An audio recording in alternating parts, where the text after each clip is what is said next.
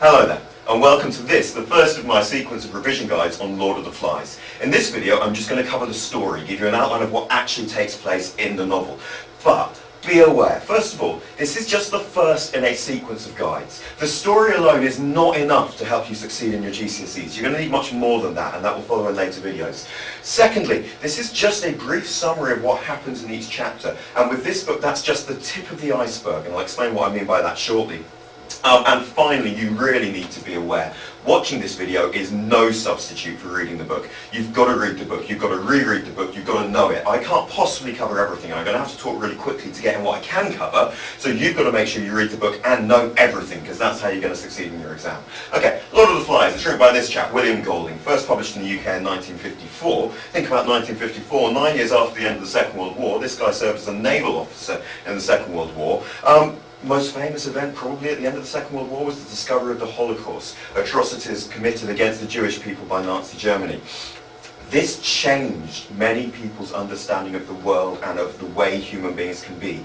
William Golding himself wrote, before the Second World War, I believed in the perfectibility of social man, that a correct structure of society would produce goodwill.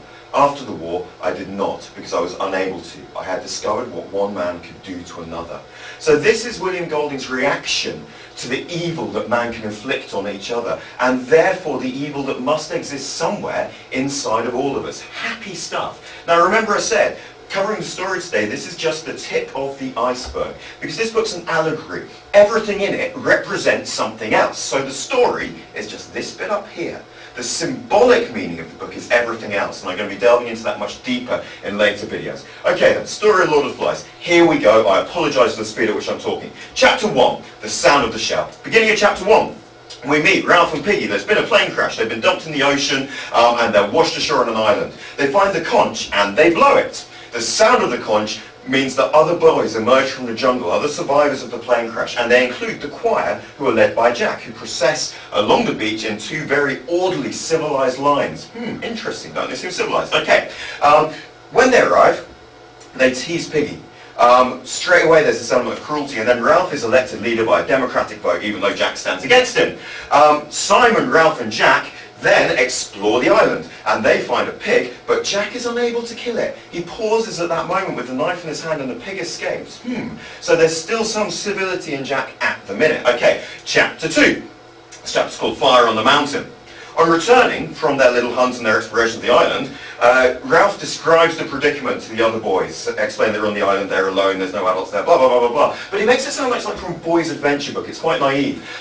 Ralph then establishes the rule of the conch, that whoever's holding the conch can speak, and therefore it's democracy and everybody gets their say. But then the little one with the birthmark, and this guy's going to be important in a second, he mentions that he's seen a beast, and this strikes fear amongst them, but they dismiss the idea. Ralph puts their minds at rest, what a good leader, and then he suggests a signal fire, which is both a good idea and a good distraction from talk of the beast. So, they climb the mountain, they light a fire using Piggy's glasses, but the fire gets out of hand because they're kids and they're overexcited. It starts burning down the brush, and the boy with the birthmark disappears, and we never see him again. First casualty. Okay, chapter 3. Huts on the beach. Jack and the hunters go out hunting, but they fail to catch a pig at the minute, but they do their best. Ralph, meanwhile, is down on the beach, and he's trying to organise the building of the huts, but he's really not getting much help. Simon helps, but the little ones are playing around, and nobody else is that interested, and the huts keep falling down, and it's all going wrong, so Ralph gets a bit frustrated. Then, Jack and Ralph argue about the fact that Jack was off hunting and Ralph thought he should have been helping to build the huts, but they form a tense peace and they go off swimming together, but all is not well. Meanwhile, Simon goes off for a little lovely walk in the jungle, and he finds a quiet glade where he sits down on his own and wonders at the beauty of his surroundings. You see, Simon's our thinker, right? Okay, chapter 4, moving on. Painted faces and long hair, and even from the chapter title here we'll see that things are getting a little more savage and less civilized than they once were. First of all, life in the island settles into a bit of a routine, a bit of a rhythm. The little ones aren't doing much apart from eating fruit and having diarrhea, but things are beginning to settle down. However, you start to see this really cruel, malicious streak in Roger. He shows his cruel side by throwing stones. He stomps on the sandcastle. At this point, he's throwing stones to miss. Massive foreshadowing here with Roger throwing stones. It's going to be very important later. Meanwhile, Jack paints his face, goes out hunting again, this time camouflaging himself, and he succeeds in killing a pig. However, while he's out killing the pig, the signal fire that he's supposed to have been taken care of goes out. And the ship goes past, but there's no fire, so the ship doesn't see them, so they don't escape the island when they could have done. Ralph is obviously a bit annoyed about this, and they have an argument, have a bit of a fight, and Jack breaks Piggy's glasses by slapping him around the face, and then refuses to give Piggy any meat as well, because he's starting to be quite mean. Ralph, at the end of this chapter, attempts to call a meeting and walks off down the beach on his own. Okay, chapter 5, Beast from Water. Look at that beastie. Okay, Ralph, at the start of the chapter, reflects on his own weakness. He begins to realise that things are going wrong. There's a moment with his hair, when he sees his hair's getting long and getting in his face, which represents that he can't quite hold on to the civilised persona that he wants. But then he calls a meeting. And at the meeting he explains that things are breaking up, that things aren't working as they should, that they're not behaving in the way that he wants them to behave. However, at the meeting, as always happens, they begin to talk about a beast, and one of the little ones actually claims to have seen it and says that it goes into the sea during the day and then comes out at night.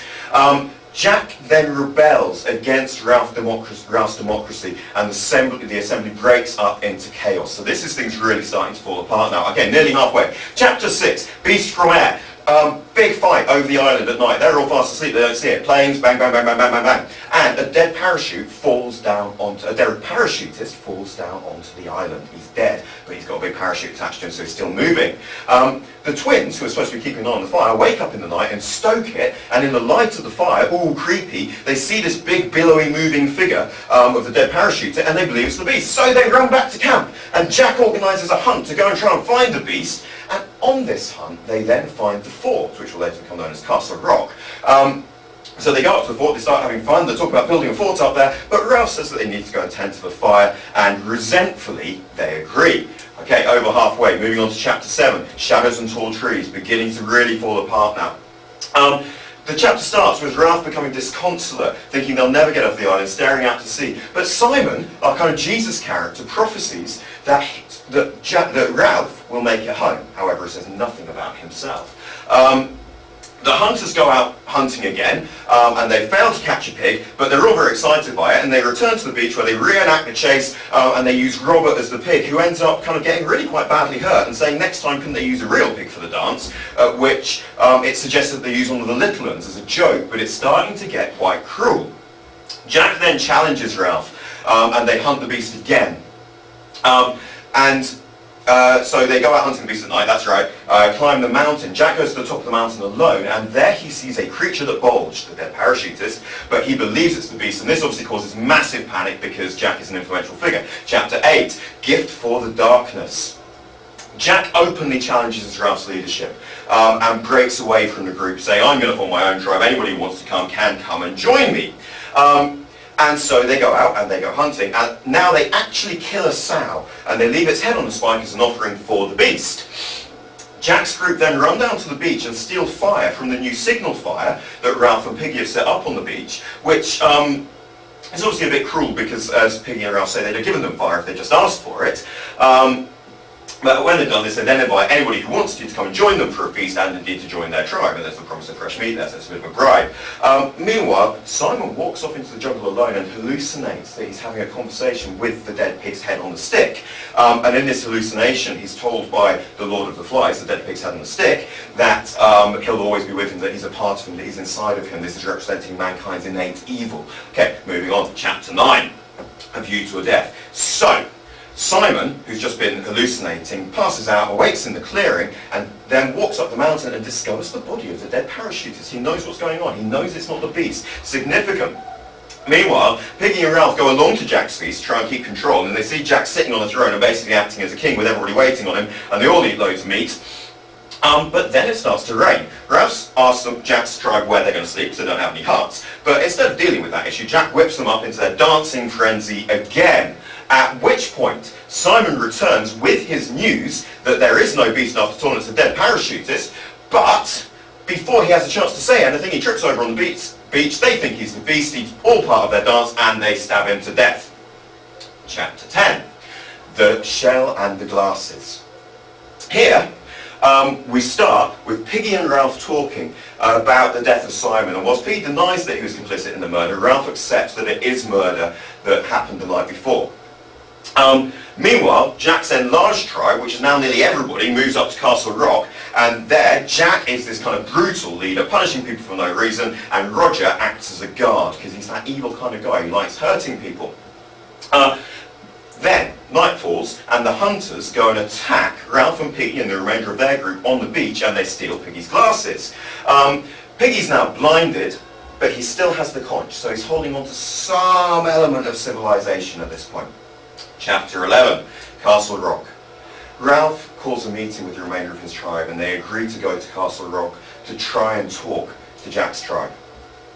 They take the conch, and on their way up, they encounter armed guards, and the twins are captured. Jack and Ralph fight, twice, in fact. And then in the melee, Roger pushes a large rock down the hill, which hits Piggy, kills him, and shatters the conch, and the twins are then forced to become part of Jack's tribe. Final chapter, chapter 11. Cry of the Hunters. Ralph hides in the jungle, and then approaches Castle Rock at night. There, he meets the twins, and they give him food and they want to help him, but they don't want to do so openly, so they refuse to join him. The tribe then goes hunting for Ralph, and they've got a stick sharpened at both ends, implying that they're going to cut his head off and put it on the end of the stick. They set the island on fire to try to smoke him out. Ralph runs for his life, ends up on the beach, collapses exhausted, and then in the final page looks up to find himself at the feet of a naval officer, and that's where the book ends. A couple of things on this. This is a happy ending because they are rescued. Well, I think Ralph's final thoughts really sum this up. Ralph wept for the end of innocence and the darkness of man's heart, and this again perfectly represents the allegorical nature of the book, because what we have here, just like William Golding couldn't come to terms with the fact that the Holocaust happened and mankind was capable of such evil, even though Ralph has been rescued and returned to civilization, he still has this realization now that people are bad. Okay, as I said earlier, the story is just the tip of the iceberg. In future videos we're going to be going over everything that's hidden beneath that surface, but I hope this has been helpful. Keep a lookout for more to come.